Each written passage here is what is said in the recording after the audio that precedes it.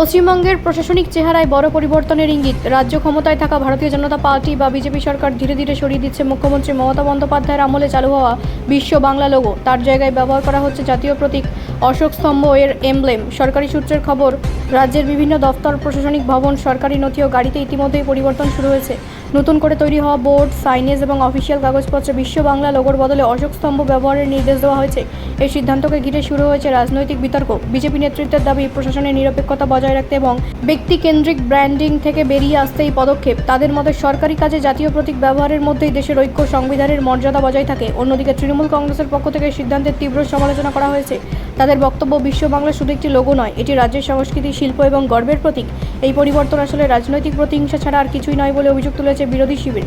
প্রশাসনিক মহলে মিশ্র প্রতিক্রিয়া দেখা গেছে। একাংশের মতে জাতীয় প্রতীক ব্যবহারে সরকারি পরিচিতি আরও সুস্পষ্ট হবে, তবে অন্য অংশের আশঙ্কা, হঠাৎ করে লোগো পরিবর্তনের ফলে প্রশাসনিক ব্যয় বাড়বে এবং পুরনো নথি ও অবকাঠামো বদলাতে সময় লাগবে।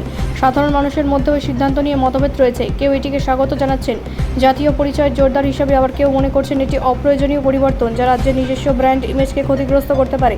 সব মিলিয়ে বিশ্ব বাংলা থেকে অশোক স্তম্ভ এই পরিবর্তন শুধু প্রশাসনিক নয়, রাজনৈতিক ও সাংস্কৃতিক বিতর্কের কেন্দ্রবিন্দু হয়ে উঠেছে।